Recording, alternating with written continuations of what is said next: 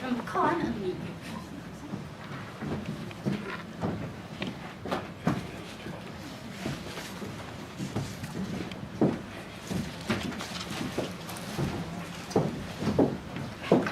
Okay, then we have come to finally, the last but not least, Berit herself. And I'll not give you a long introduction. We had one earlier today. And those who weren't here at that time, eat your heart out. You don't know what you've been missing. So that's work on yourself. So Berit, the floor is yours. Thank you very much. And first of all, I would like to thank the School of Pharmacy to arrange this seminar in honor of me. I think this has been a very, very interesting day. It's been a lot of very nice talks, and it's given a kind of glimpse into part of the things I've been involved in. And it's also been interesting talks, sort of summing up the subject pharmacognosy by Anka, which I think is something we really should focus more on from a sort of political point of view. What is pharmacognosy and what is important in the future? So I will now try to look back on what I have done within pharmacognosy. I guess it all started, I counted, it must be 53 years ago, when approximately 1st of September, 3 of us in the auditorium walked through those doors for the very first time. And our thoughts, I don't know what they were, but we thought we should finish as pharmacists 4.5 years later. We didn't really know what we went in for, but we had some, I would say, very nice, interesting 4.5 years, and I don't think many of my friends were very surprised when I started studying pharmacy, because I grew up in that pharmacy more or less, and those from back home, they say they don't remember I mentioned anything else than being a pharmacist. So it was apparently quite natural. And my aim then was that I should work in a pharmacy shop. I knew that all the time, until I think I had 2 or 3 months left of my studies. And that was what I thought originally, but I then started to doubt. And what I first did was to apply for a job at the Norwegian Medicines Agency, which was then located on the 4th level in this building, and I got the permanent position. I'm not quite sure why I applied, but I did anyway, and I got the position. But then, this one, Arild Otto Pedersen, he was standing next to me more or less the whole time in the labs when we were working together. And suddenly he looked at me one day and he said, "You know, it's the position vacant at Pharmacognosy in Vol, why don't you go there?" And yeah, I said, well, I started to think about it, and Vol, which unfortunately isn't here today, and I should say hello to everybody that knows him. He had to go to hospital today, and that was the reason why he couldn't come here. But this, everybody knowing him can see him here. And I went talking to Vol. We decided, yes, you might start working here, but I don't have salary for a long time. I have salary for 2 months. And I said, okay, and said no to the job at the Norwegian Medical Agency. And started to work with Vol, and it was salary 1 month by 1 month for the first year. And he was the head of the department then because Nordahl, being the real professor, was away on sabbatical in the US. And when Nordahl came back home, he managed to get funding from the Research Council, so I had salary for 1 year. I started to work on opium poppy polysaccharides with one at that time. And the reason we started on the poppy polysaccharides was not because of the content of morphine and other alkaloids directly, but we have a Norwegian pharmaceutical company, Reifa, who has always been involved in isolating alkaloids from poppies. And they felt that they couldn't get out all the alkaloids from the plant material they were working on. And they wondered if it could be some polymeric material that also bound the alkaloids. And the thought then from Vol was that it could be the polysaccharides, because he'd also been working on polysaccharides before. So that was why we started to work on that. We worked on the structure, and we also found that morphine was strongly bound to some of these polysaccharides, so that was part of the reason why it wasn't all extracted from the plant material. But when I'd been there a while, Nordahl one day came into the lab. This is, I think, is a very nice picture of Nordahl, and this is how I always remember him. He was a very kind person and always very pleasant. And he looked at me one day in the lab and he said that, I think you like working in the lab. And yes, I said, I think it's fun. And he said, if you really like it and want to make that a job, you shouldn't go here in our country. You should go abroad and learn it. And this was 1968 spring. And at that time, it was not very common that any male professor should tell a female student or assistant to go abroad and concentrate on research and do a PhD or something like that, because it was a very male chauvinistic period. So, he was a man who was looking forward, I would say, related to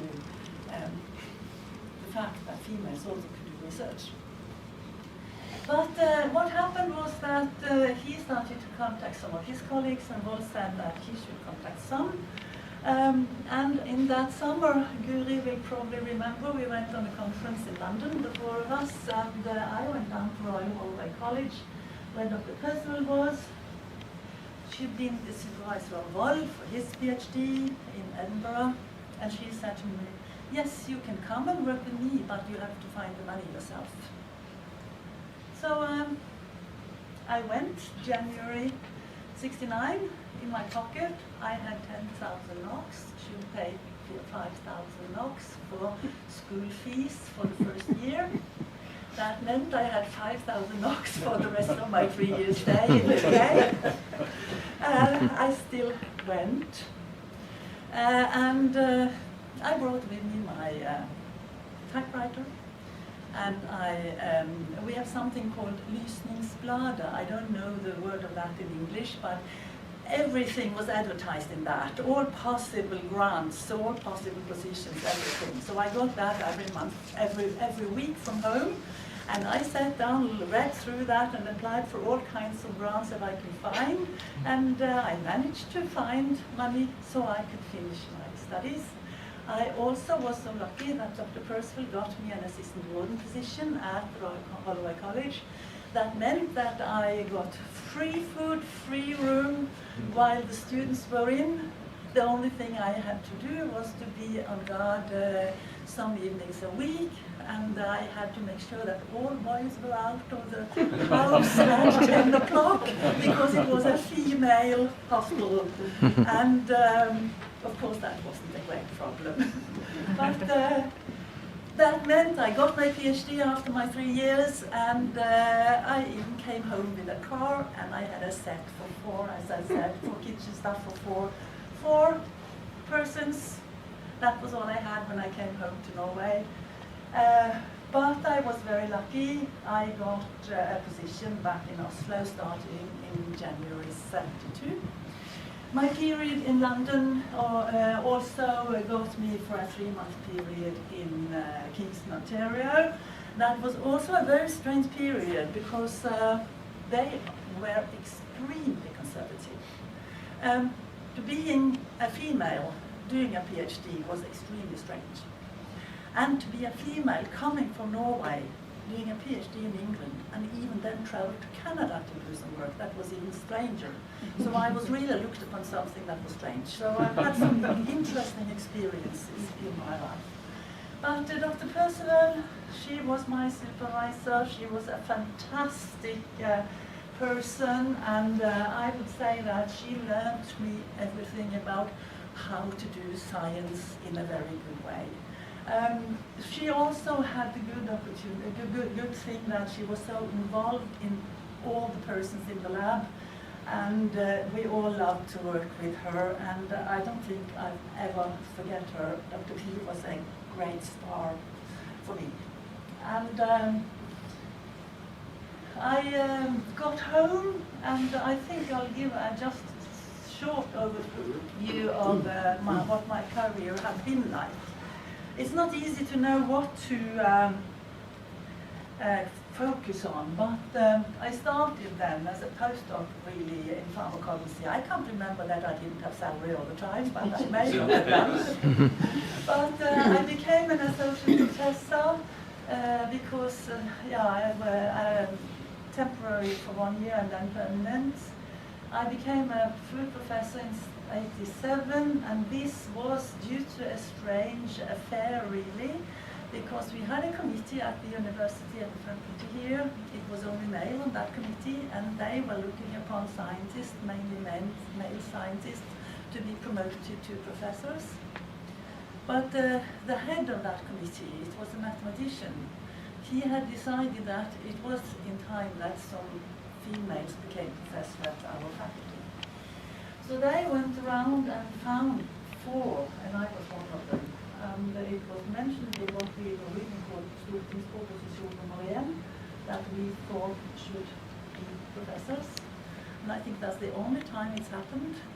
So I must say, and the main person I also can thank for that is again Vol, because he was the one that told the chairman of the committee that I should be post. So that was why I became a professor, really, and I'm very grateful for that.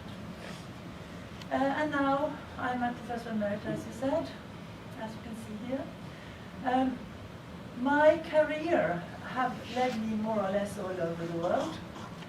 I hope I have mentioned most of the places: Kingston, Canada, Sao Carlos in Brazil, Melbourne, Australia, Ulaanbaatar in Mongolia, Wuhan in China, York in England, that's a very small country there, and also Nottingham briefly, Bamako in Mali, where I've been the last 20 years, also Cape Town. So I've been more or less to all corners on this map, and I think that is what pharmacognosy have brought me to, because all of these have been related to natural process chemistry and pharmacognosy. But then that was a very short overview, and then I will just go through what important issues I've been involved in. Professor Nordahl, he was a person who knew many around the world. He also knew the head of the narcotics, UN Narcotics Control Board, which was a Norwegian, Olav Langton. And they started to collaborate, and Nordahl involved us all in that work. So we were studying the growth of various of these narcotic plants, Papaver somnifera, Parvacaratum, also cannabis and khat. And he also started to work on some strange acids in succulents. He had a special interest in the succulents for some reason. I don't really know why, but this also made us study some polysaccharides in succulents. And I think Guri was also involved in part of the succulent work. We know that briefly. And so that was what Nordahl got me into. That was the alkaloid and the acid part of my work. But Vol was probably the one that really got me into what became the main part of my science. I started with Vol immediately after my studies. We looked into the carbohydrate chemistry. Carbohydrates were something which then was thought to be something very strange to work on. I do remember that I think Guri and I went to listen to one of the main professors in chemistry department because he was going to give a carbohydrate talk for the master students. The professor saw us coming into the auditorium and I looked at that and said, "Oh, somebody working on carbohydrates are coming, they won't learn anything from me." That was his comment. But I thought it was great fun, and he learned all the details about the chemistry and how the knowledge behind the chemistry of everything you are working with is important.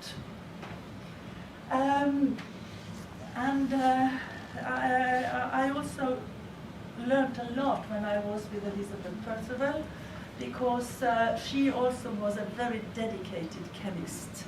And I learned that you can't do, just to do biology on a compound isn't worth it if you don't also know something related to the chemistry and why the chemistry on the compound is important. But Vol was also the person that got me interested in the allergen work that we did.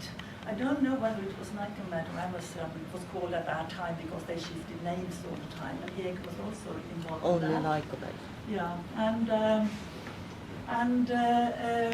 we started to work on glycoprotein allergens. I think we did that for 15 years, which I will come back to. And that was a very interesting period as well when we were working together.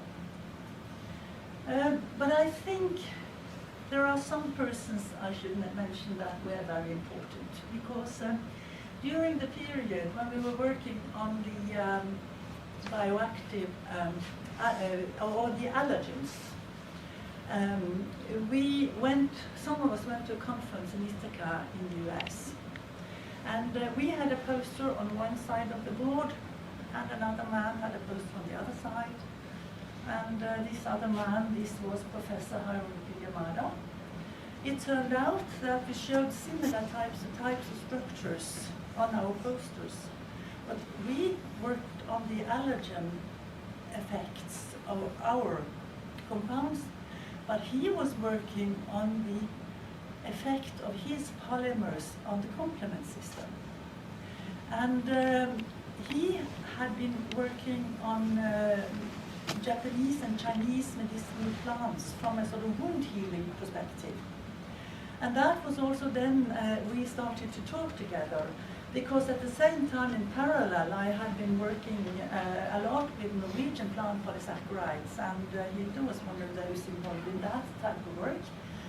So Yamada got me interested in that type of effect that these polysaccharides could have. And we were also so fortunate that we had Terje Michaelsen in our lab, being an immunologist. And then, when we had been collaborating with Yamada for a period and sending samples back and forth to Japan, Terje suggested that we should try and set up the system here in Oslo, and so we did. And that has really been very important for all the work we have done since.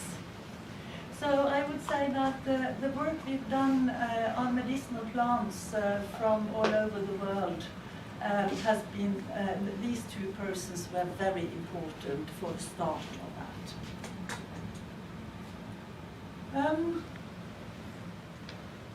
Teresa, you've met today, and he has been another very important man in my research career.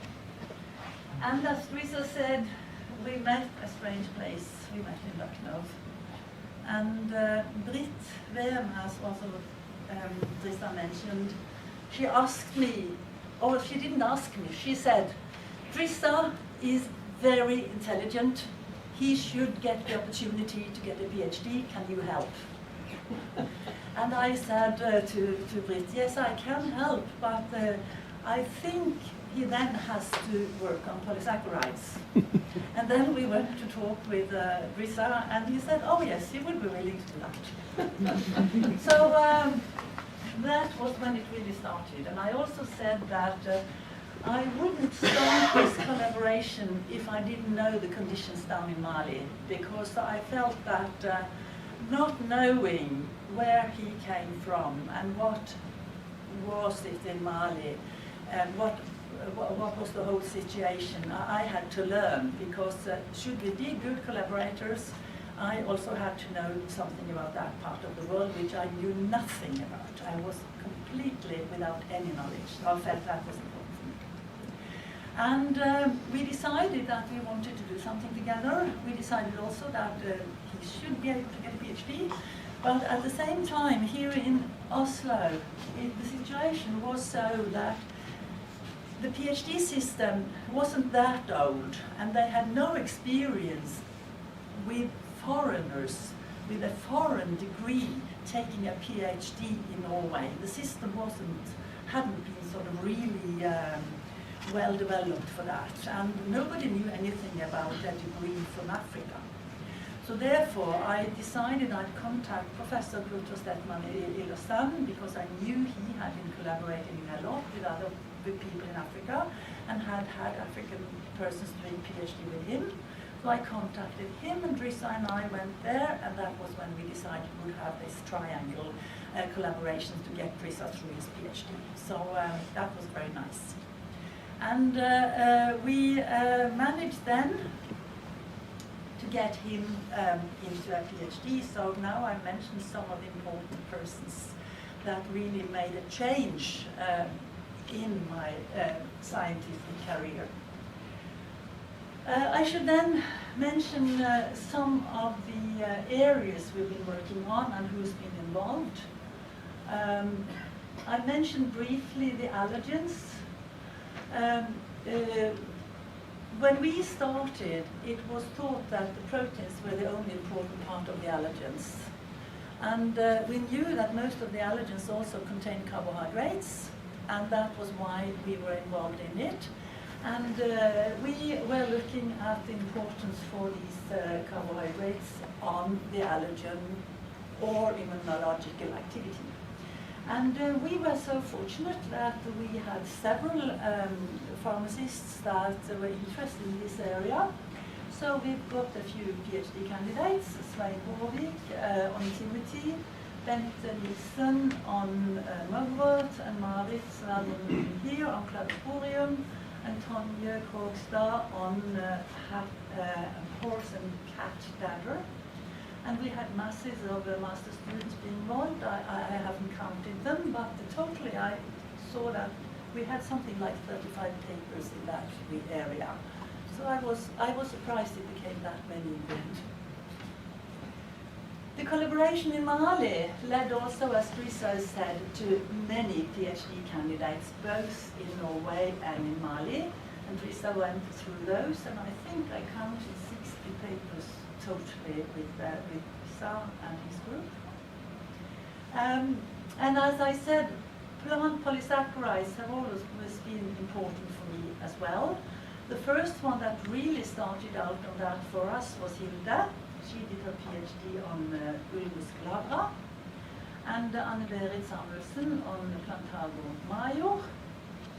And we had a few other plants we worked on as well, but it was no other master students, no PhD students of those, but some papers. And then you probably observed that my PhD was not on plants, it was on algal material.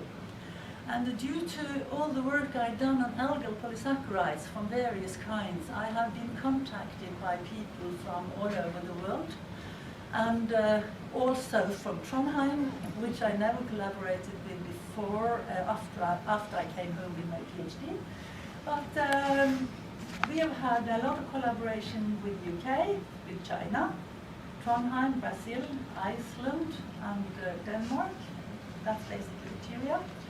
And that's led to visits of people from many of these countries to our lab. And I've also been to many of those countries recently. So that's also an interesting area. And just now we have one from Brazil working with us on polysaccharide for microalgae. And since Steve is here, I have to mention that we've had some PhD candidates together. Thailand, Sanya finished, and we have, what's her name? Shawa, yes, now. She will probably finish this year, I hope. Yes, I hope so. Yes, she's also been here. And we've also had some, Lokali has also been there, and we've had a lot of those samples analyzed in this lab. So that's a brief summary. But to do research, you cannot sort of sit there on your own and without having a way of finding funding for it. And I was very early involved in committees in Brussels and learned a lot on how to make applications for Brussels projects. And the first one I then got was in chemistry, and that was UK, Netherlands, Spain and Norway. And then I was involved in starting cost chemistry. And as Steve mentioned, and also Tom Lida has mentioned, cost chemistry has been an important part of their work as well. And I would say that I think I'm not boasting if I say that if I hadn't been on that committee, natural products would never have become a cost program. Because it was chemists, all the others, and I was the only one with natural products. And I managed to get the other convinced that natural products was also a very important part of chemistry. So I'm very proud of that, and it's really led to a lot of interesting programs that many have taken part in. And we have collaborated with various in that. And the last important one has been the Multi project. This started basically because it was a call which was called Better Health for Africa.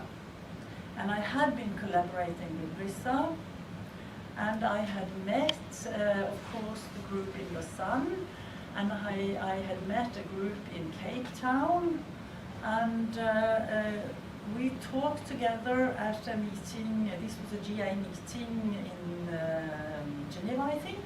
We talked together and decided that, oh yes, we would like to make an application.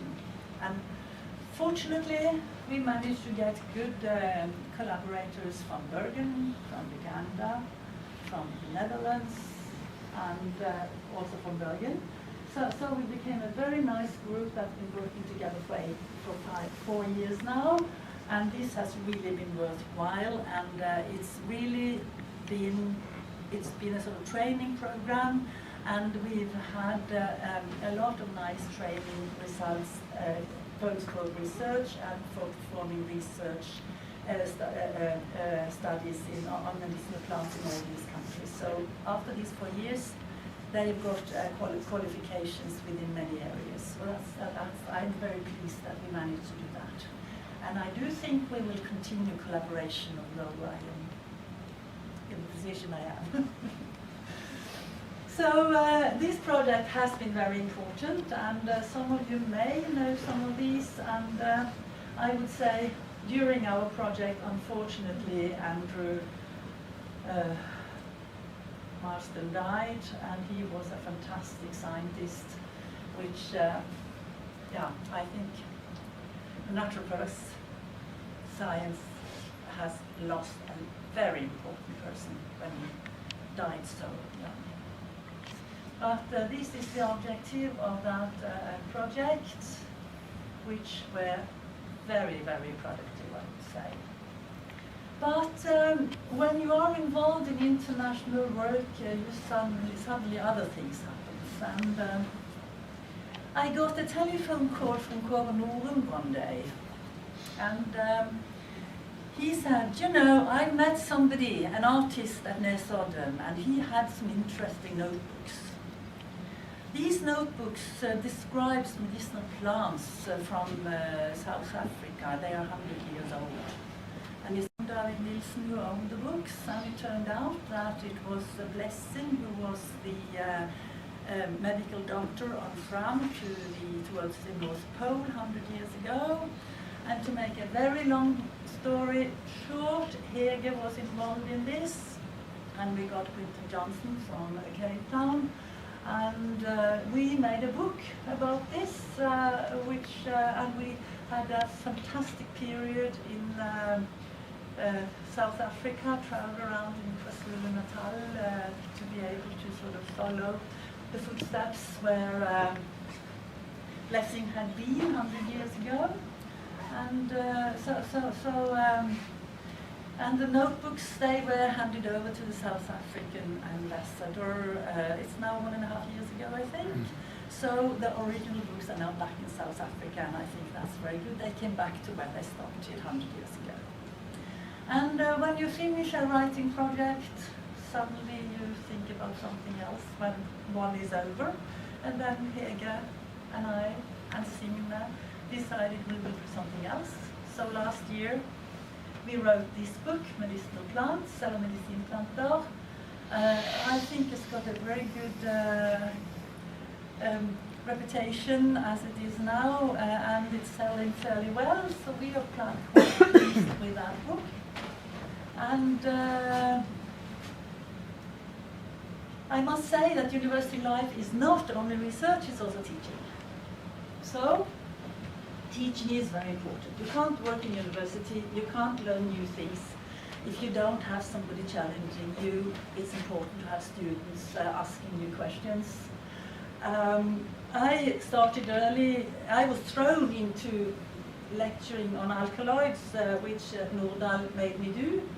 I also was responsible for the microscopy course for many years, and we had several very interesting courses, lab courses on natural products, where we learned students everything. And I think one of the most interesting I was involved in was to study the biosynthesis of mescaline in cacti. We fed them the amino acids, and we identified the mescaline in the end by various GC. We had a GC coupled to radioactivity detection, so we could follow the biosynthesis and the different products. It was very fun, and students loved that. We've of course had a lot of master courses that I've been involved in developing. And if I should say something, lab courses is very important to learn a chemical subject and learn biological subjects, because if you only read about it, you don't learn properly. And I think courses, students' programs today, they have too little time for that course. I think that is a pity. But the time develops, it's probably not possible any longer. But I think the students miss something when they don't learn the techniques, what's behind what you read in the books. It was a period when students in chemistry here didn't know that acetone was a liquid or that methane was a gas, because they only read about it in the book and they didn't know what it was. You should learn something about what material looks like. I've also been involved in a lot of administrative work.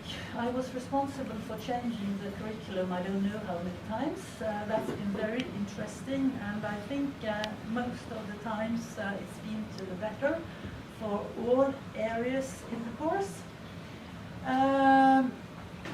But I was one of those persons that I couldn't say no when I was asked to do things.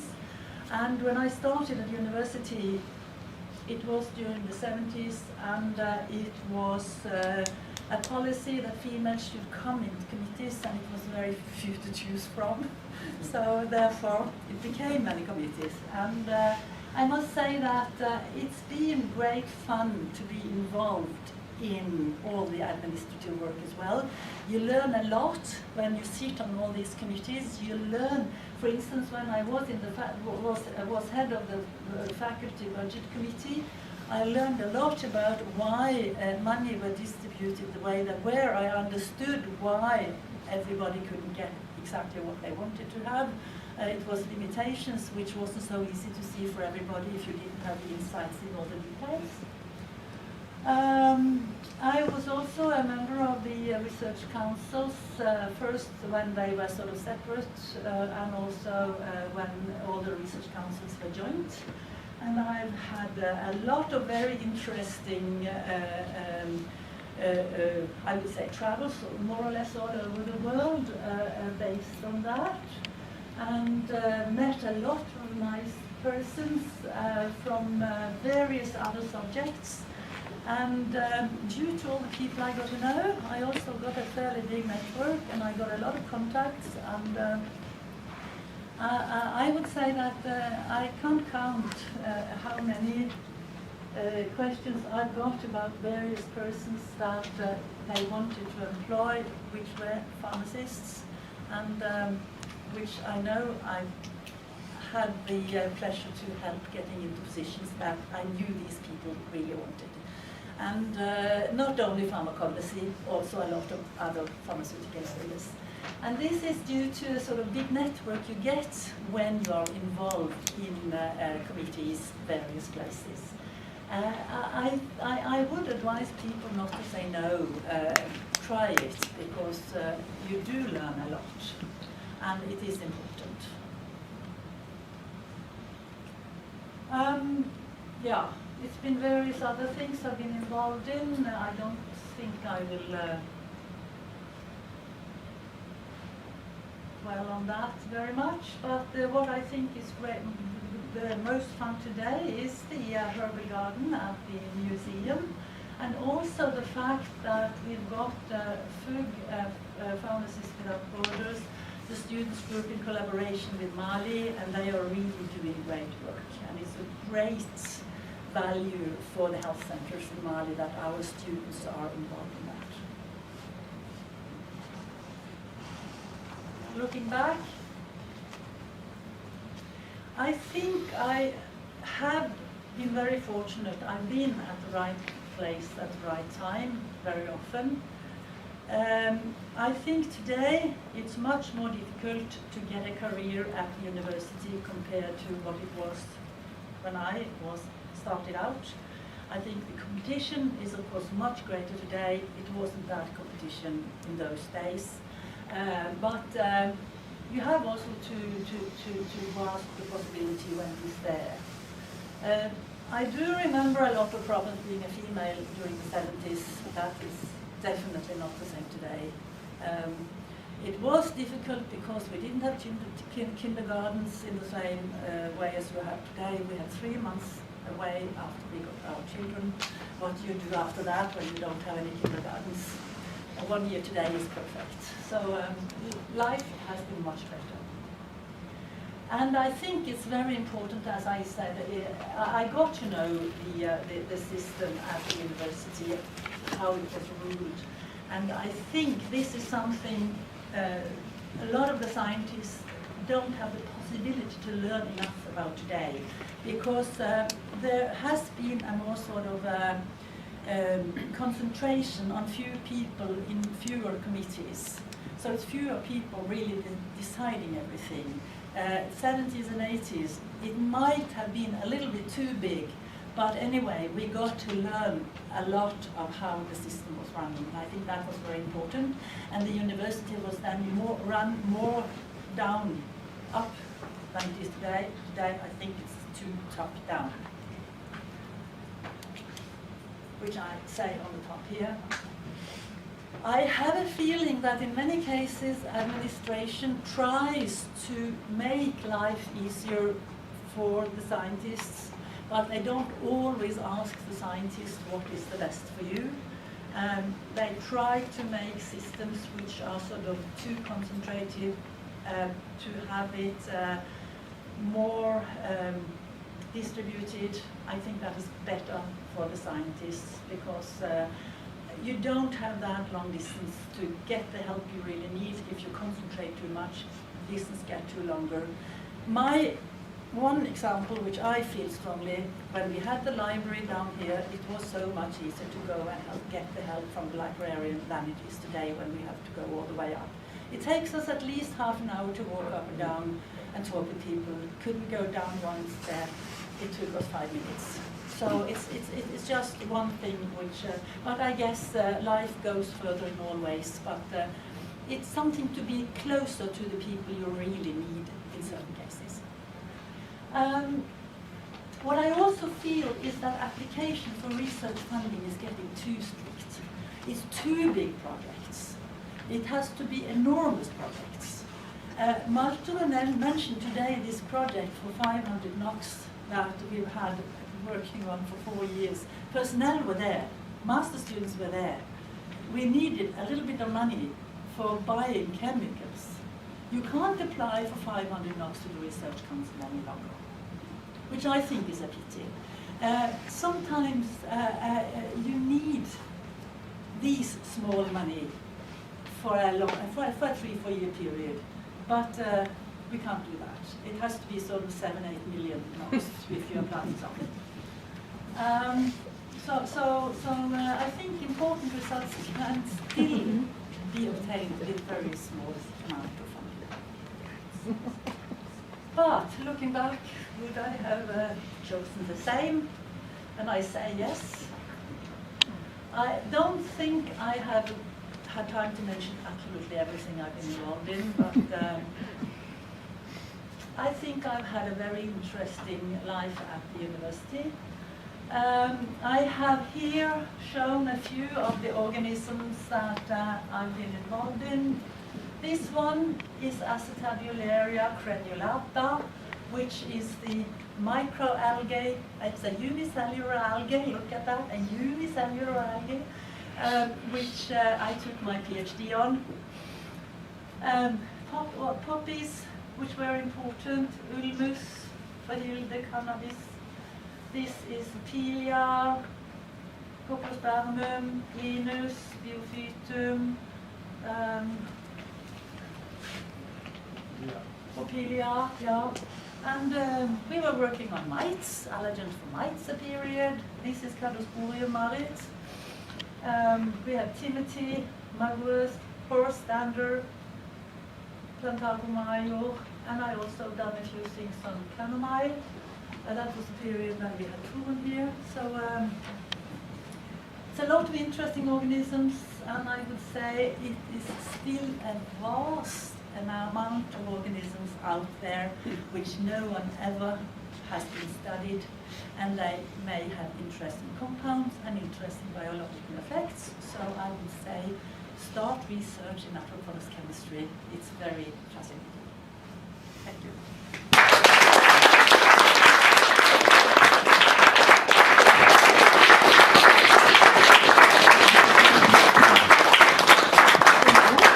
Thank you very much. I think this has been a fantastic day.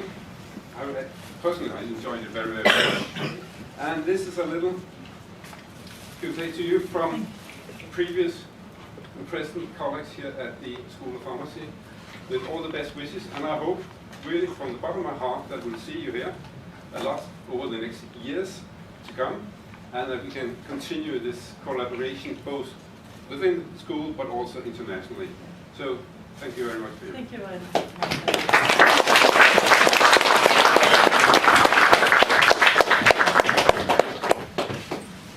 And on behalf of the Pharmacognosy group, here is just a small present to say that we highly appreciate all the work and effort that we're giving to the Pharmacognosy group for all these years. And you have still so much to give. So we're glad that you're staying on as emeritus. And still, I know that you're as busy as ever and you're involved in research projects. So. Thank you very much.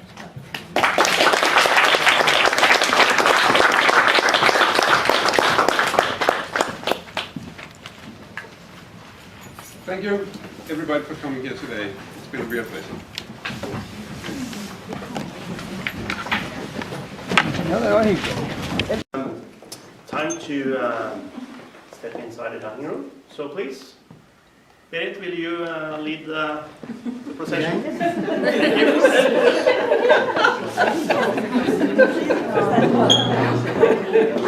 The School of Pharmacy, the Norwegian Chemical Society, and also, Berit, you have also contributed some money yourself, so thank you.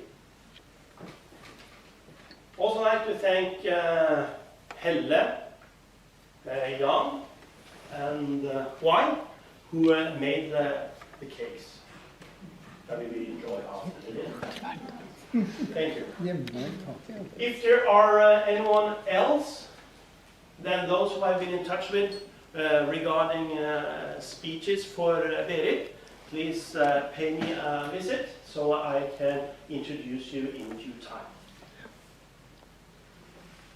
Since I am the talk sponsor, I will seize the opportunity to give a small token of appreciation to Berit for all your advice, all your discussions, and all the conversations that we have had during, I think, 13, 14 years, almost 14 years. And I was also on the committee making the job available for me. That's right. I was the same. That is very special. But you beat me on that. It was true. Berit was the administrative member of the scientific committee in the spring of 2003 when I got appointed the assistant professorship. So thank you for that.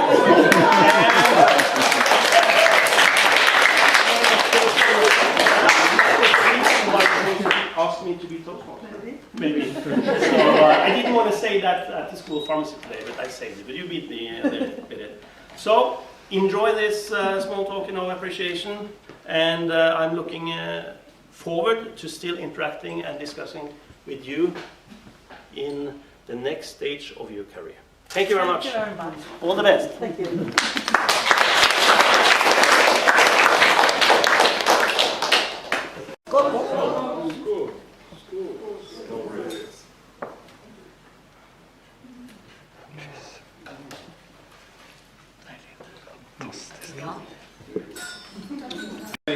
You've forgotten a couple of things to say to us.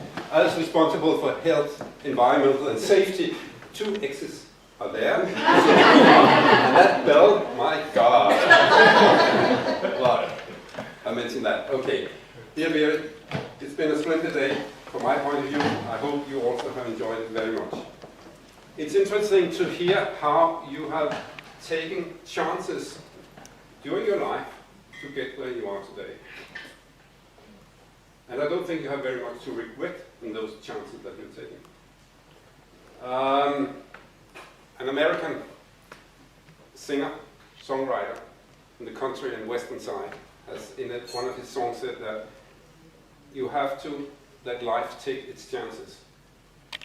It might give you some pain, but if you don't take the pain and that goes on with it, you have to say no to the dance.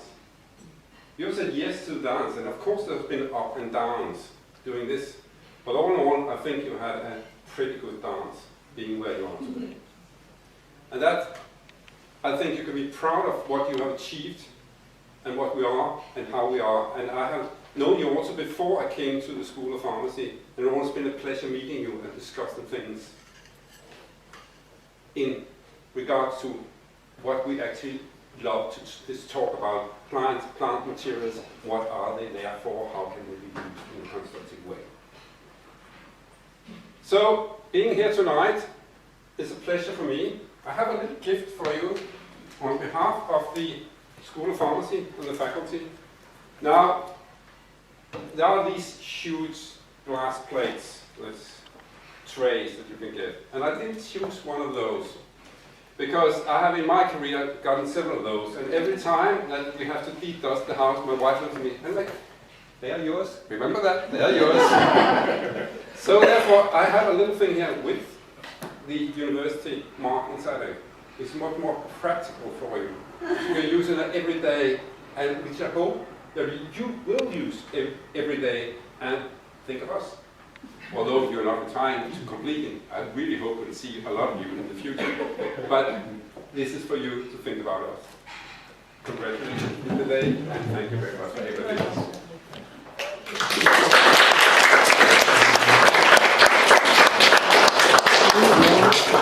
Ställer mig när du kommer hem. Ja, jag skulle till Geris. I enjoyed it very much. I think it's you have really deserved this type of day, I think. Berit and I belong to, as I thought, a dying profession, pharmacognosist, because I have the same background as Berit, and I almost entered the department of pharmacognosy before Berit was given the position. And you know, even though Berit has a background in pharmacy, I have no background in pharmacy, we still belong to this small group who have done a lot of other things in life. And I think if you remember all the topics Berit had touched in her profession, it's quite amazing, really. No, I took the same, of course I'm not talking about me, but when you start working internationally, there is a problem, and that is that you get carried away with all the interesting things you are learning and all the interesting people you meet. And sometimes you feel that Norway is far away up in the north. But you have to turn this type of life up in Norway into some advantage. And of course, Berit, by chance, happened to take her education in Holloway College in England. And I happened to take mine in Holland. And we were probably looking what to do in the future. But mostly it's always just happened to all of us. And if you remember what Berit told me, that when she had been working with the polysaccharides for a long time, probably I wouldn't say she got tired of it, but she has changed it into this collaboration with Mali. And I must say, Lisa, it was very, very interesting for me, because I worked for the United Firm, and big projects, like Berit said, preferably 100 millions, you know, and you know, it's nonsense. It's much better to keep it a little more practical. Now, I'm not going to talk too much, but Berit has, since it's her day, Berit has in my position, in my heart, as a little special place, because we have quarreled many times. I have had the position like Henrik, been head of the department of the institute as well, and of course I like Berit for one thing, and that is she has, I wouldn't say she's well impolite, but she's not taking the politeness too seriously. So she likes to say what she wants and what her meaning is, and of course that's very much appreciated among many of us, I must say. I'm sure, Berit, that when you are retired now, you will have the same life as I have. Very interesting, much more interesting than before, because we have less meetings. We have less reports, and we can choose the projects we want to, which is a fantastic opportunity. So I wish you, of course, many, many years keeping alive, and I was very glad to hear Henrik saying that the agreement will last for many years. No, since standing here, of course, I take the liberty to do something which I haven't done, and that is to hug Berit very shortly before we are raising our glass.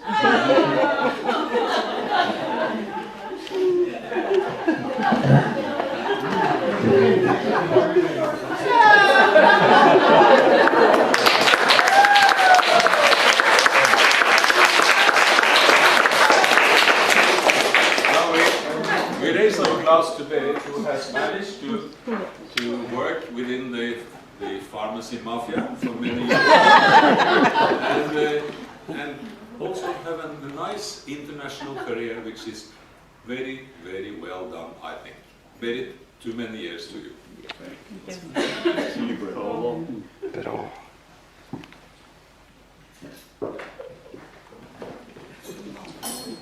Clap your hands. It's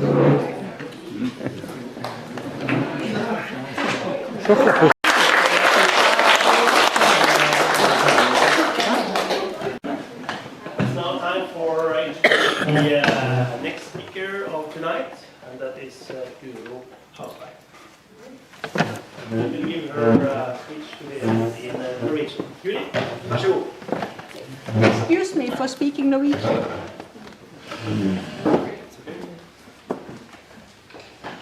Kjære alle sammen. Jeg har kjent Berit godt i mange år, og vi har vært veldig gode venner siden 1967, da hun ble knyttet til avdeling for farmakognosi. Og den gangen jobbet jeg der. Ja, kjære Berit, det har virkelig vært morsomt å se hvor flink du har vært til å prege norsk farmasi på mange måter, og på mange, mange områder.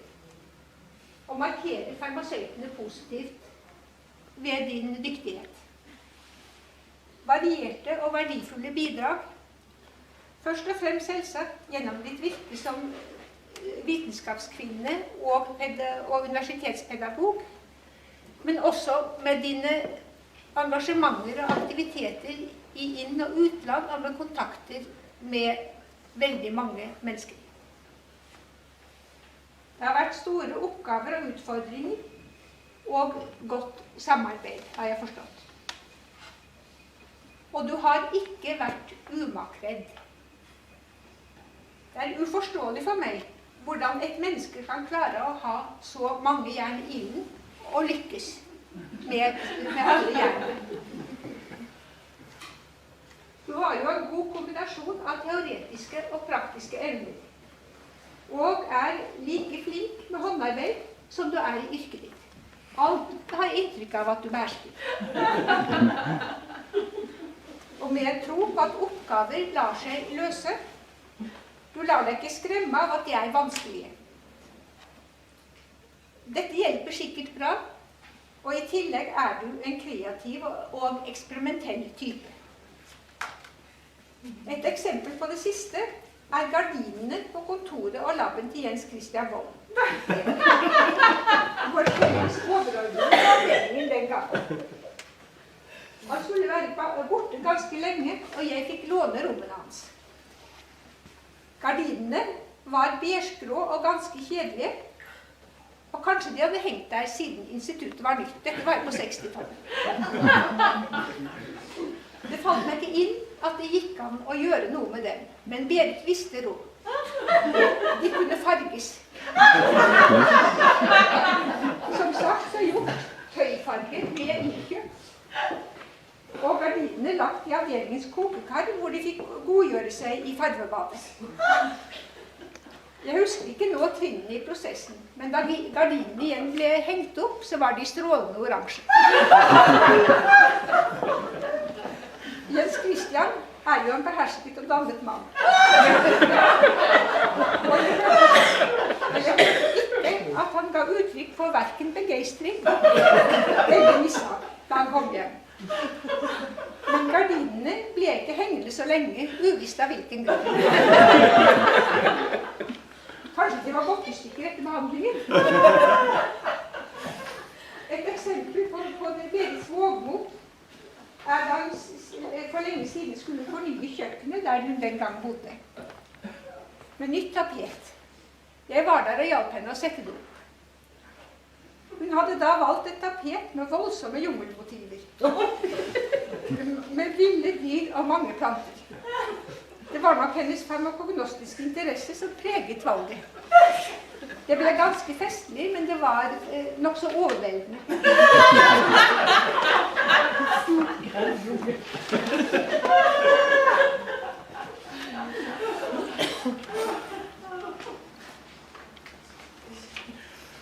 At dette travle mennesket, og alt dette travle mennesket har fått tid til, det er helt utrolig.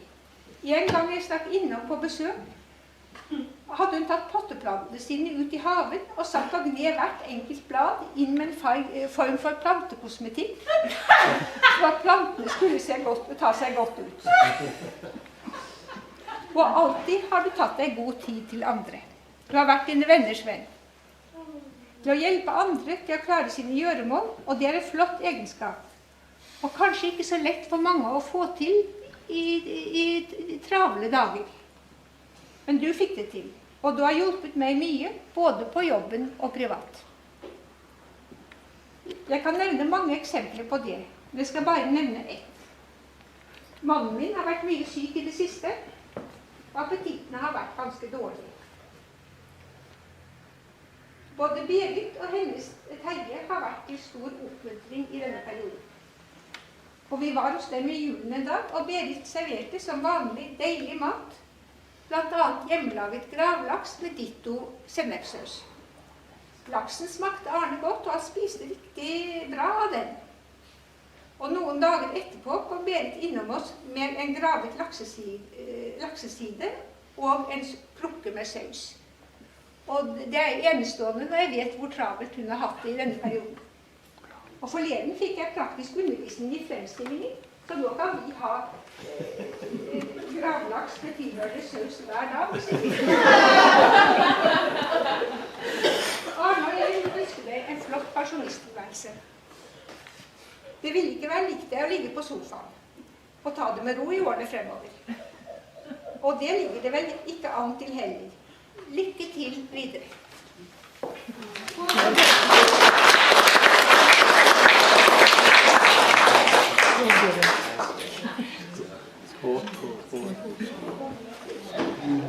Terje, please. Thank you very much. It's a pleasure for me to be here on this occasion. And we have been working together for many, many years.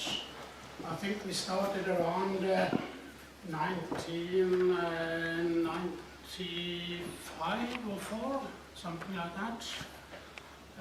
And I started at the Institute at 95. Yeah. And we soon realized that we have common interest in the way that the natural products with the medical effects could probably have an effect on the immune system.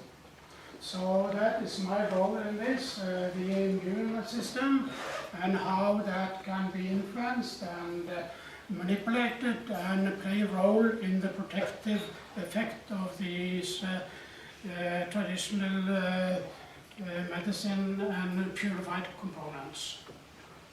So for me it was relatively easy to see how my competence in immunology could be applied in medicine, the traditional medicine, and also specifically carbohydrates.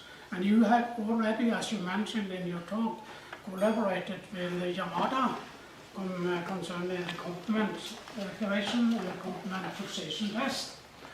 And me, as being an immunologist, my main focus is antibodies. And antibodies is what is created during immunization. And when you are vaccinated, you are creating antibodies, and that's the way vaccination is protecting.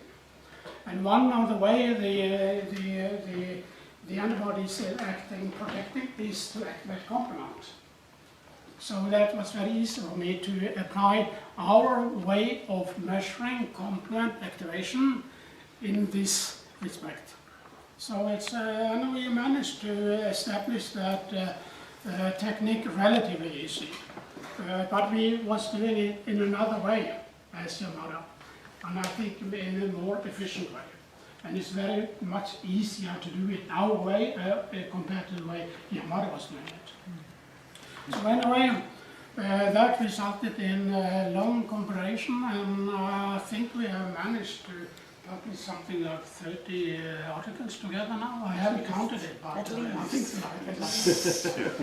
And we are still cooperating, and I think things will happen in the future, and I'm still interested in cooperation. And I'm not a professor emeritus, Ton, because I'm not allowed to be that. Oh, really?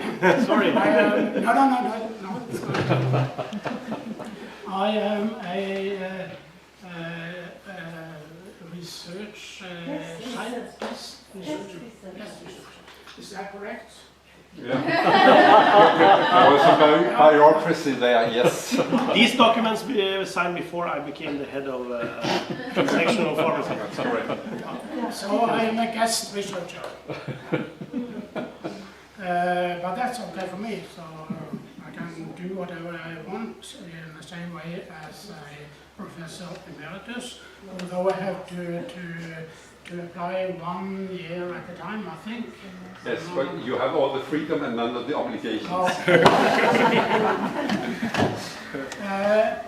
As I know you, Berit, you are very, very delicate scientist. You know what to do, and you almost every time know how to do it. And you are able to create connection, creating networks, as everybody knows during the lecture today. And I feel that it's very easy to talk to you, because you understand right away what we are talking about. And if there is some problems, no problems is too small or too big not to be solved. So that's one of the best qualities of a researcher, not to be paralyzed by problems, but because when problems occurs, then it's getting interesting. Exactly. So without problems during the research, you don't go further, because then you just create what everything has been creating before. So I appreciate very much to work with you, and it's very, very pleasant. I will not take too much of your time. I just want to tell you the story about a man which had been already pointed about it by Steve, namely Albert Einstein. There is a story about him when he was not so very well known. And this was in the very, very former days when internet was not available, of course, and Facebook, of course, was not available, so he wasn't so well known. His theory about relativity theory was at that time already published, but he has a very hard time to explain it.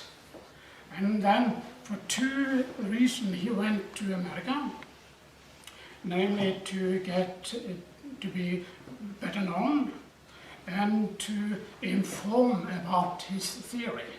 So he traveled along America in one city to another and so on. And by doing that, he had a driver. And he was going from one place to the other, repeating his lecture. And all the time the driver was in the audience. And then he asked his driver, "Do you understand what I'm telling?" "Oh, yes, I think so. And then the driver said to Albert Einstein, are you not tired of repeating that all the time?" Yes, I said. "Well, I have a suggestion. Why don't we switch? You be the driver, I be Albert Einstein."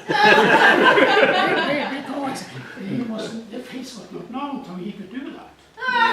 Then he went from one place to the other, and he had the same lecture as Albert Einstein, and there was some questions and so on, and he could answer it. But then he came to Pittsburgh, and was a very nasty question from one of the audience. And the the chauffeur, the driver, was a little bit paralyzed, and then smiled. Oh, that is so easy. My driver can answer that. Driver could. And I think, returning to Berit, I think you can answer all the questions, even without the help of the driver.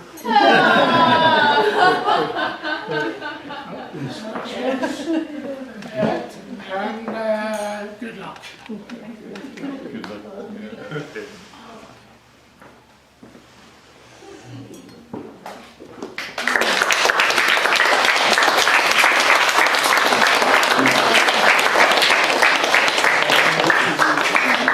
Takker jeg for det.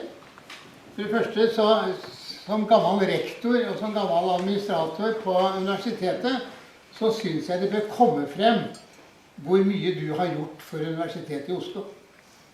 Og hva du har gjort sittet i komiteer, sittet i kollegiet, sittet og vært med i styre og råd, og at du har vært veldig viktig for kvinnene ved universitetet. Du har vært en forkvinne, og du har vært et ideal for dette. Du har banet vei på en veldig fin måte. Så det er det eneste. Jeg er her ikke på vegne av Ole Petter, altså. Men jeg har brev. Det andre jeg vil takke deg for, er det der morsomme og artige samarbeidet vi har hatt med Blessings planter. Og jeg kan da bare trøste deg med at det er en tid etter 70-årsalderen også. Jeg har jo vært emeritus nå i 12 år. Jeg har fortsatt jævla mye å gjøre. Mye morsomt. Og det er sånn, og mye av dette har vært fordi jeg har jobbet sammen med deg og dette her. Og det vi har gjort med plantene fra Blessing, og det resultatet det har blitt, har vært kjempemorsomt. Jeg har lært en del, og du har lært en del, og vi har lært verden en del om dette her. Så det var den andre ting jeg skulle takke deg for. Og så jeg takker deg personlig, for da jeg mistet min kone, så kom du sporenstreks opp til meg med en stor blomsterbukett. Og det glemmer jeg deg aldri for. Skål, Berit! Takk skal du ha.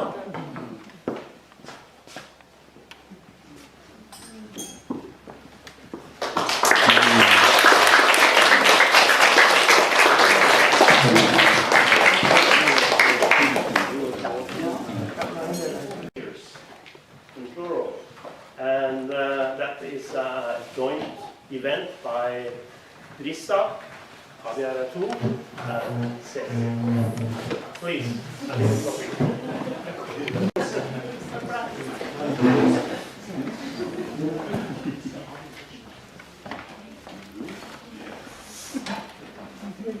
Get my own post.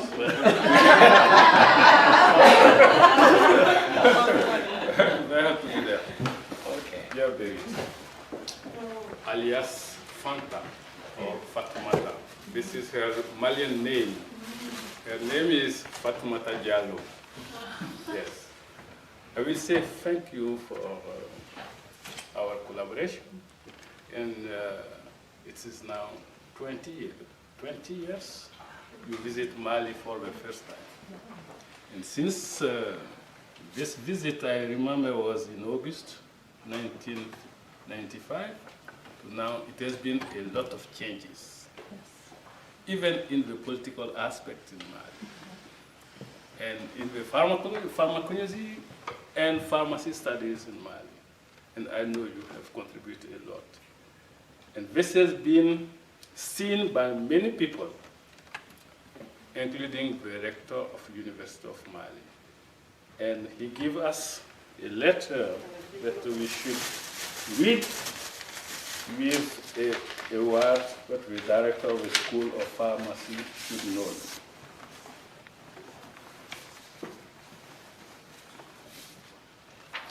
So, the rector of the Université des Sciences, des Techniques et des Technologies de Bamako said, I will just try to translate in English. Of course, the letter is in French. He said, Dear Professor Berits, we have seen during the collaboration you set up with CNRST University of Bamako, and University of Sciences, Technique and Technologies, developing the powerful by training PhD 5 for Mali, master students and technicians. We recognize what you have been doing, and for this we give a award to be given to you. And here is this award, as you can see. So it has been to be given to the director of the school, who should give to you.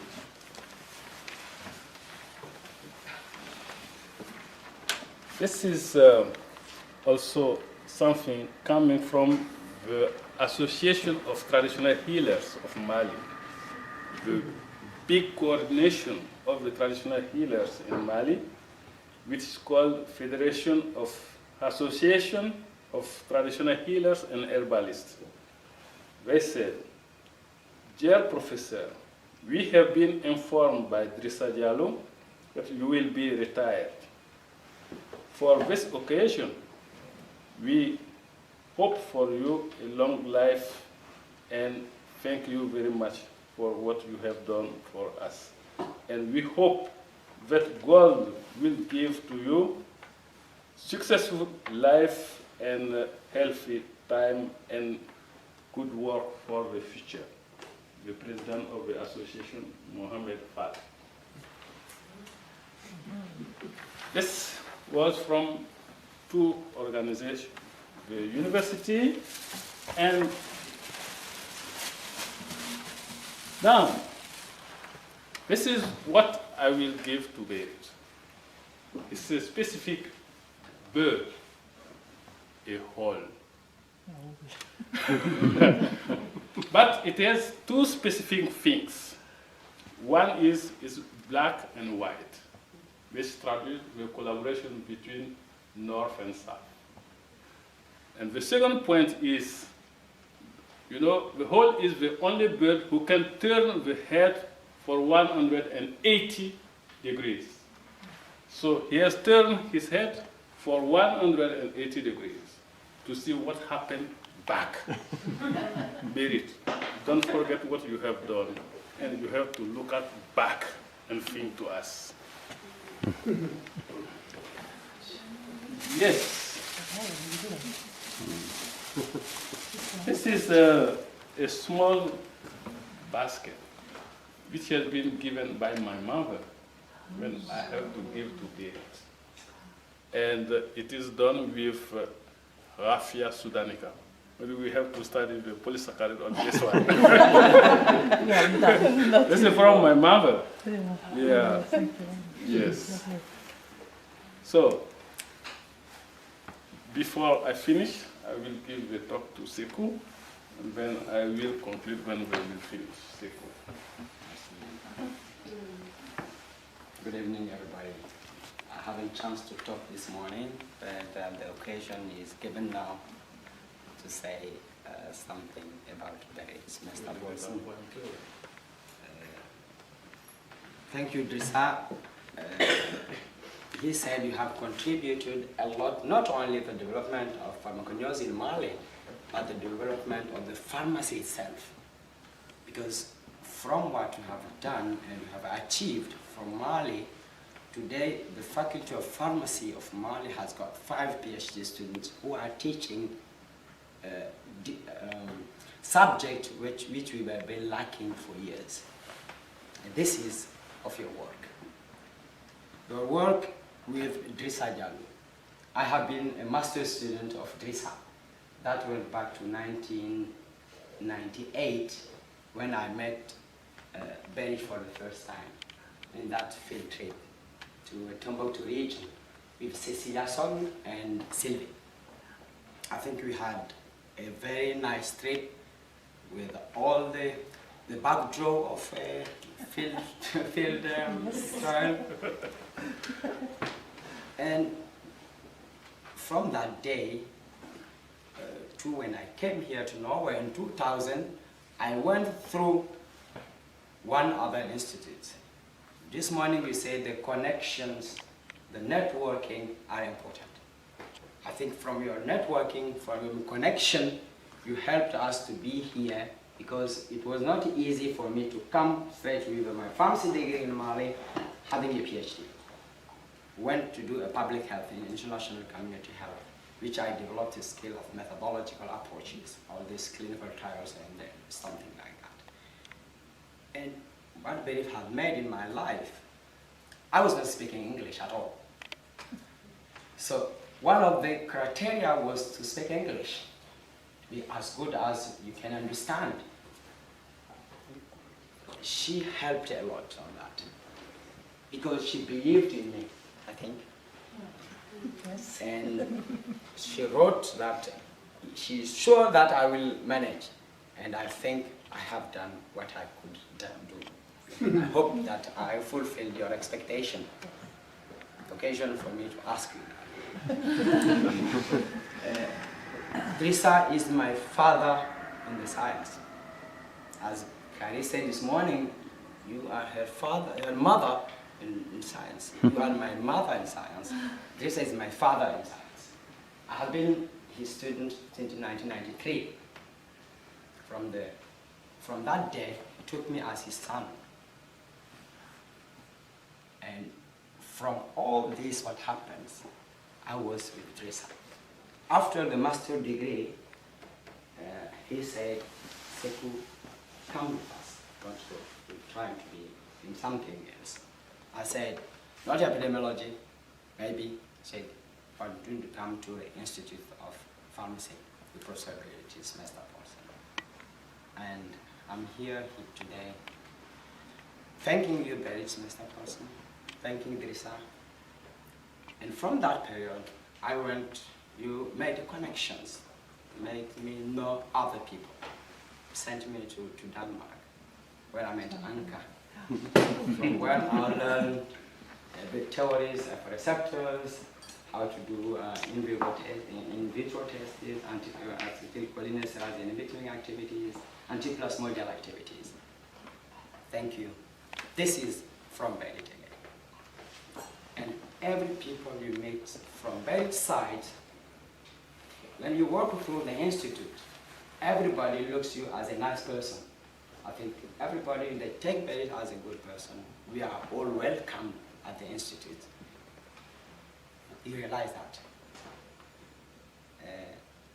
BERIT, you have achieved a lot for me. Sorry for being long. You have been to my village. I think that is important. In 1998, Teresa BERIT have done a lot to me. Coming in from that family of no people has gone to school and making that person to be here today and celebrating Berits Mr. Paulson as a PhD holder, that is a good achievement. I'll never forget that. Thank you for everything. I think things are many to say, but I think the whole department of pharmacology, pharmacology, and all the school of pharmacy at Berlin, I think we thank you all and say Guten Tag. And jeg er glad I'm what Berits Mr. Paulson.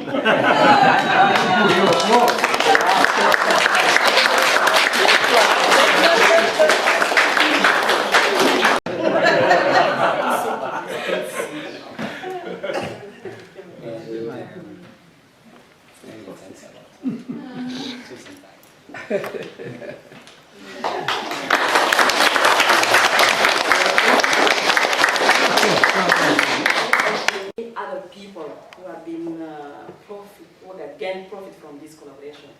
We couldn't all be here, of course, so we had this. I wasn't sure I would come either. It was decided at the late minute for some personal reason. So then we had the idea to write a letter, and I am supposed to read that to you. So, to BERIT, we applaud for your years of service and achievement.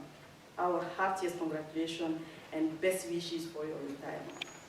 We all will always remember the first day we met you, your way of making each of us feel part of the the pharmacology team made a lasting impression on all of us.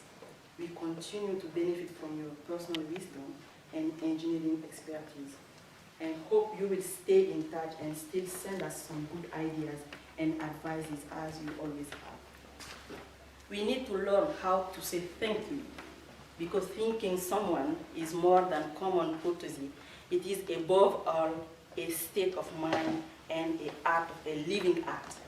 We express our appreciation and give thanks to you because you came to help us, supported us, and simply offered us a selfless service. We choose the word thank you, Berit. It might be a very common word, but it is meaningful to us because it is really sincere, and have a wonderful retirement and allow us to hand you this small gift that we offer with our whole heart. It was signed from Professor Idrissa Diallo, Abubakar Maiga, Sekuba, myself, Fanta Sango, Ishaka Traore, and Said Mamadou Dambe. You all know all of us. So this is the small gift we all prepare for you. Please hang this in your wall. It says that we all remember from the Mali team, so you will always remember those 20 wonderful years. And I had a little something, I added a little something myself to it. I'm not going to show anyone. So, thank you very much.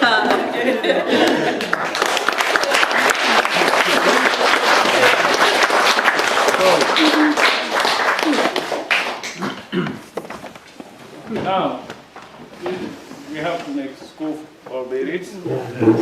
Thank you for all school. Yes. Thank you. Yeah.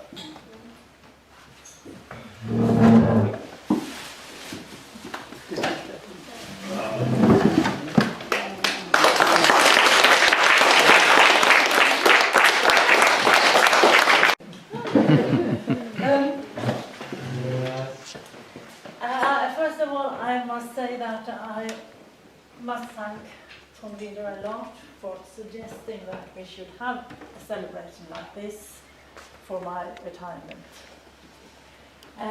You were the first one that thought that was a good idea, and I very much appreciated that you thought about that. We discussed then when should it be, and we ended up with a time that sort of fitted almost at the end of my 70th year, so that I'm a little bit more than a week to go. So I think that was quite perfect. I'm still 70, so that's okay. I think I also should thank both Hilda and Henrik for taking part in sort of the planning of the whole event. It's been very nice working together with you three, on preparing this. Then when we discussed who should be invited, it was not difficult to find a good list of the people that should be invited. And I'm most pleased that all of you that are here had the time to come.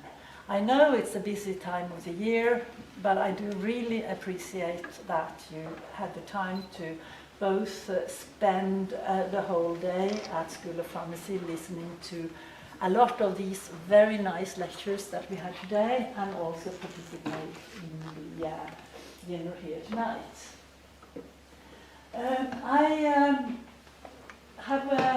We have invited people that have been very important for me throughout my both working and social life.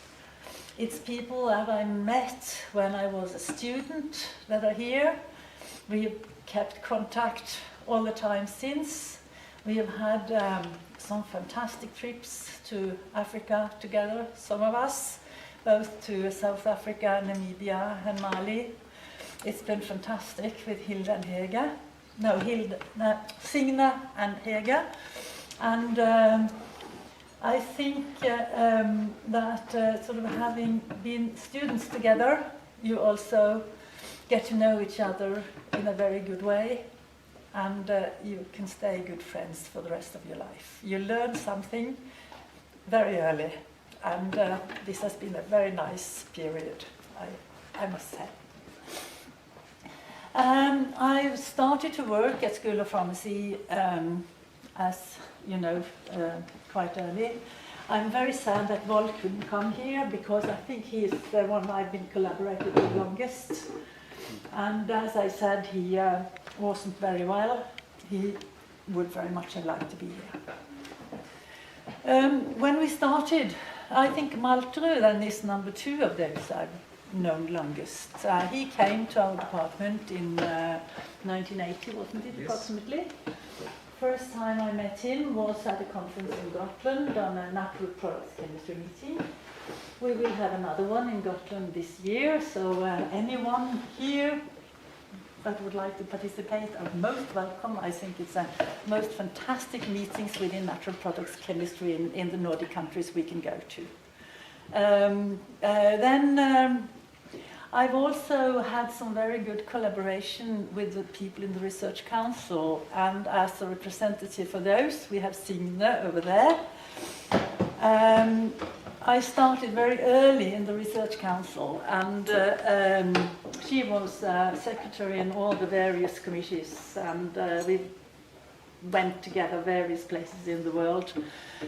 And we also got to know her husband very well, so we've had great fun together, both, I would say, professionally and also socially. That's been very nice. I think that all those of you that have been my PhD students, and it's quite a few of them here, it's been a great joy. Because I think that if you can teach the younger generation something, it's a great joy to see that they learn something. And they also challenge you in many ways, because they ask questions which you may not have thought about yourself, and they let you start to work harder, find out what is the answer to this question they ask. I think that's very important. When we started with the allergen parts, that was when I met Christian for the first time, because he was then injecting all our rabbits, wasn't it, with Artemisia vulgaris extracts or something like that. And so he was then, I think, just a research assistant or something, I'm not quite sure, but he was not at the veterinary school, but he then became very important for us, because he's now what is called a censor for many of our master students. And we've been collaborating for that, I think, for 10, 20 years, more or less. And I think we are going to do something together in the future, based on all the Burma plans that Nordahl started out on. So I think that will be great fun. We, concerning administration, I know that Lisbeth has been very important. Lisbeth, and I think also Solveig, when we worked together in the with the problems related to the course of pharmacy, that was very fascinating. Berit was then also head of the School of Pharmacy, and we had a lot of good collaboration together. So that was very, very important. Very important period, I think, for School of Pharmacy when we did all that. Concerning Jan and Hanne, I think we have been working together with the museum quite a lot. And Hege has also been involved in that, the pharmacy museum. And this is another part of my life, which is, I think, it really started because Hege phoned me one day and asked if I would like to be on the board for the Friends of the Museum.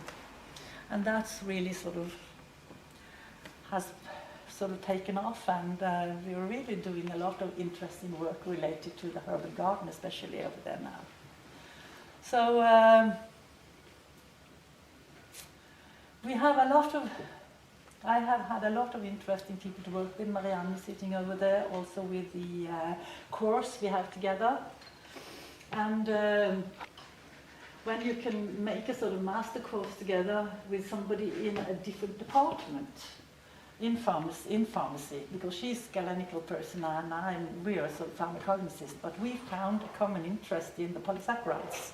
So therefore we made a course for galenical people and pharmacognosists, and that's been very successful. We have many students every year for that. So, and I must also say that Liv Thoren, sitting back over there, she's been a great joy when we were arranging conferences. It started out many years ago when Berits, another friend from when we were studying, she couldn't come here today, but she was working with us for many years, and she and I was arranging the pharmacy days with the help of Thoren and a lot of other people. And then we got to know her well, and she's been a good collaborator with various conferences. And I would say that without that help, to arrange conferences would have been very complicated. Ragnar has also been great fun. He is coming into my office sort of 5:30, 4:15, or whenever are you still there, more or less, discussing things. He has done interesting things related to metal ions. He was very important for MIGA, and he has also trained Rissa a lot in how to maintain the maintenance of the atomic absorption instruments, so it's now working properly in Mali. And it's been great joy, and he's been a real pharmacognost. He's taking part in all our natural products meetings, and who would have thought that of an inorganic chemist? That's been great fun. So, and then I would say the technicians, everybody in our department, Ellen and Huai, who are here, what should we have done without those? We can't do without technical help. That's very important. We have also, I must say, Jørgen, who is sitting over there. He has been a very important pillar in the MUTI project. And if he hadn't known all the ins and outs of how to do all the reporting, how to word things so that you will accept what we are saying, he knows all that. That's been fantastic. Unfortunately, the EU project and the reporting may have an end soon, but we may also participate in new projects, so you may not get rid of us. So Terje said what he said about our collaboration, and I think that's been very, very, very interesting. It's very difficult to mention everybody, but a lot of you have said a lot of things, and I think that my life as a scientist has been very interesting. I have had the possibility to work with various types of compounds, various types of activities, various types of people from an immense number of countries. I've learned a lot traveling around in all these countries. The most exotic thing I've done, I think, was when I was in Mongolia and we studied one of the yurts, and we were cooking lamb in a big metal bottle with stones that first had been burned, so they were sort of burning hot in a fire and put into there, and then they put a lot of onion in it, and then they sort of turned it around. And suddenly the food was cooked. That was quite fascinating. That is probably a way Malians also may do it, I don't know. But what I have also learned when I have been traveling around all over the world is that we do have a lot in common. I think that our basis, what we really had originally in all our countries, is very much the same tradition. We find a lot of similarities in many countries, and the way I've got to know Mali is that we also have a lot in common with Mali. So the more you travel around, the more interesting it gets, and the more you realize that countries' traditions are not that different. You can sort of apply what you know anywhere you are really, because we do have a lot of things in common. We are human beings, all of us. So I've had a great time. I hope you also will have a great time in your career in future. We have, I also hope that the rest of the evening here will be very nice for everybody. Thank you very much for coming and attending this party.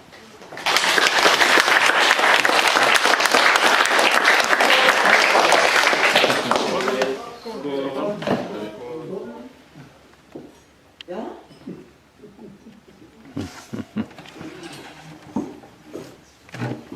Right. And it is a great pleasure to leave the floor to Carl Malterud, a long-time colleague and friend of Berit. Please. Thank you. Dear all of you, my after-dinner talks are usually in less exalted environments than this. Therefore, I shall have to avoid the dirty jokes I usually tell. Although they are fairly popular with students and mountain climbers. And those are the assemblies I usually give after-dinner talks to. Trond Vidar seemed visibly disappointed when I told him no dirty jokes. So I'm afraid you'll have to come to another, more rowdy dinner party if you want to hear them, Trond Vidar. Just you and me. Instead, I shall start with a word of wisdom from Hippocrates, the father of medicine and pharmacy, which of course at that time was the same as pharmacognosy. Hippocrates said, "Let your food be your medicine, and your medicine be your food." At least he said so according to the internet. And as we know, the internet cannot lie. And that is a dirty joke. Drinking habits. There is, however, some evidence that moderate amounts of red wine may have some positive effects on the cardiovascular system. When I lecture to our students about this, however, I say that they should not recommend red wine. Because if we say 1 glass may be beneficial, then there will always be someone who thinks that 10 glasses is 10 times as good. And that is definitely not the case. One could, of course, recommend non-alcoholic red wine, but for some curious reason, that seems to be less popular. We have been served an excellent meal tonight in very pleasant surroundings, so undoubtedly our health has benefited. For this, we can all be grateful to the kitchen and staff of the Norwegian Academy of Sciences. Thank you. To those who have arranged this event, thank you. And to the center of today's celebration, Berit. Therefore, I propose that you all join me in a toast to Berit. Skål!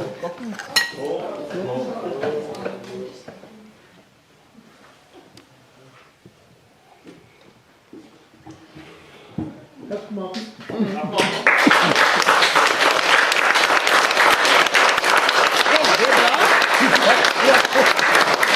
Gjerne kommet fram hver gang.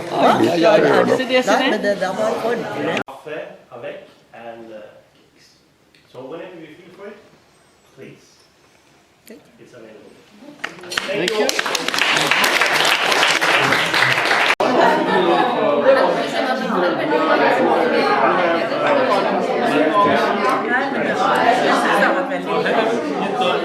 Det var